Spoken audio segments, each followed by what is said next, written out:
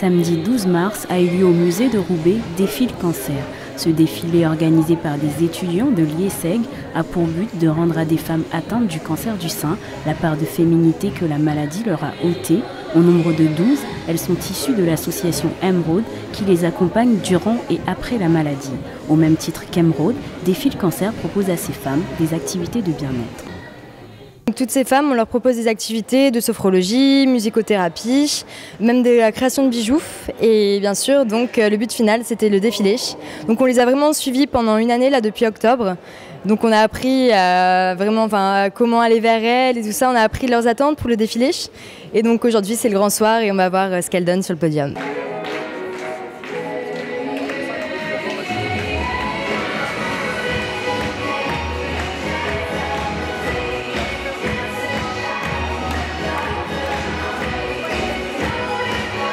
Ce qu'on veut, c'est vraiment toucher le plus de monde par rapport au cancer du sein, qui réalise que les femmes, ça reste des femmes avant tout et qu'ils ne voient pas ces femmes comme des femmes malades, mais vraiment des femmes qui assument leur féminité et qui iront jusqu'au bout contre la maladie. Les mannequins ont été habillés et maquillés par différents partenaires de Défile Cancer, tels que Camailleux, Yves Rocher ou encore une styliste de la région qui leur a créé des robes sur mesure. Grâce à la boutique Si Belle, elles n'ont pas hésité à défiler en maillot. Catherine, sa gérante et victime d'un cancer du sein il y a 5 ans, propose des produits adaptés à la maladie. En fait, j'ai eu un manque terrible au niveau des sous-vêtements, un manque de féminité. J'ai pas trouvé en fait les choses que je mettais auparavant. Donc en étant licenciée pendant ma maladie, il fallait que je rebondisse. J'ai eu cette idée-là et en fait dans un seul endroit, je réunis tout ce que la dame opérée a besoin. Prothèse mammaire, capillaire, sous-vêtements, maillot de bain, tenue de sport. Et je trouve que c'était très important aussi de voir ces dames un peu plus dénudées que ce qu'on peut voir lors du défilé et montrer qu'il y a de très belles choses et qu'en fait on peut vraiment être en maillot de bain et des gens autour de nous ne s'aperçoivent de strictement de rien.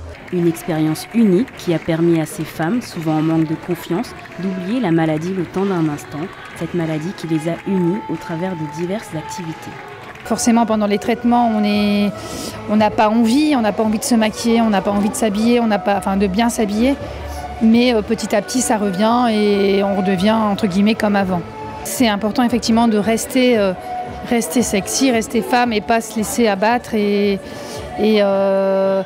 mettre les mêmes vêtements toute la journée, tous les jours, tous les mois de l'année. Donc voilà. C'est très vivant, c'est formidable. Je ne suis pas mariée par exemple et j'aurais jamais imaginé vivre cette aventure à mon âge. Bon. On a fait de la chanson, de la sophrologie, de l'aquabike et puis les cheveux ont repoussé. J'ai déposé ma perruque il y a 2 jours, vous voyez. Donc tout ça, c'est des avancées. Entre 300 et 400 personnes ont répondu présent à cet événement. Les dons récoltés seront partagés entre la Ligue contre le cancer et l'association Emeraude. Ces mannequins d'un soir ont ému et fait sourire. Dans ce lieu unique, même les sculptures ne seraient pas restées de marbre.